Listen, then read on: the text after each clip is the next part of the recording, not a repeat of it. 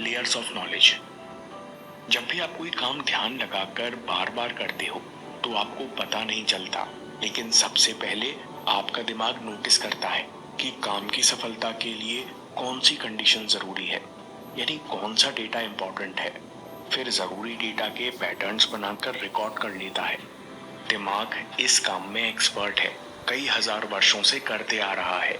पहले इंसान जंगलों में आसपास की परिस्थिति देखकर जहरीले खाने और खतरनाक जानवरों के बारे में अलर्ट हो जाता था।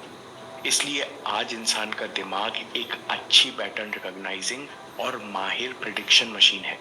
जैसे एक्सपर्ट हेयर ड्रेसर्स जो सालों से महिलाओं के बाल काटते और छूते आ रहे हैं, उन्हें बालों की चिकनाहट से अंदाजा लग जाता है कि क्लाइंट प्रेग्नेंट है।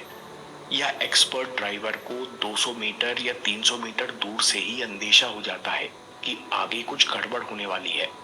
क्योंकि जब भी आप कुछ बार बार अनुभव करते हो तो आपके कॉन्शियसली बिना सोचे दिमाग कैलकुलेशन करके डेटा स्टोर कर लेता है। बाद में ये नॉलेज एक्सपर्टीज के रूप में प्रकट होती है। इसका एक और दिमाग हिला देने वाला एग्जाम्पल है सचिन तेंदुलकर और वेटर की सलाह। ये बात 2004 की है, जब इंडिया और ऑस्ट्रेलिया के बीच टेस्ट चल रहा था और सचिन तेंदुलकर चेन्नई के ताज कोरोमंडल होटल में रुके हुए थे। सचिन कहते हैं कि शाम के समय एक वेटर मेरे कमरे में कॉफी देने आया। उसने धीमी आवाज में पूछा, सर आप बुरा ना माने तो एक बात कहूं? सचिन ने कहा, हाँ बताओ। वेटर ने कहा, सर मैंने देखा है कि जब भी आप एल्बो गार्ड पहनते हैं तो आपके बल्ले का स्विंग बदल जाता है। आपके शॉट्स देखकर लग रहा है कि एल्बो गार्ड के कारण आपको रिस्ट मूवमेंट में दिक्कत आ रही है। सचिन कहते हैं कि वो वेटर 100% सही था। मैं भी कुछ समय से बैट स्विंग और एल्बो गार्ड के बारे में सोच रहा था।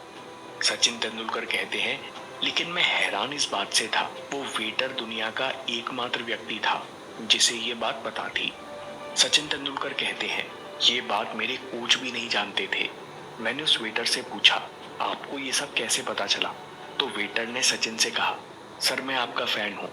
आपकी हर इनिंग की हर बॉल 5 बार रिवाइंड करके देखता हूँ। इसलिए पिछली कुछ पारियों को देखकर लगा कि एल्बो गार्ड की वजह से आपकी बैट स्विंग पूरी नहीं हो रही। इसके बाद सचिन तेंदुलकर ने अपना गार्ड और टेक्निक दोनों सुधारी। शायद ये मुलाकात उनके लिए टर्निंग पॉइंट साबित हुई होगी। 2003 में उनका टेस्ट एवरेज 17 के आसपास था, वहीं 2004 में उनका एवरेज 57.18 पहुंच गया। दोस्तों ये पावर है ऑब्जर्वेशन और रिपीटिशन की।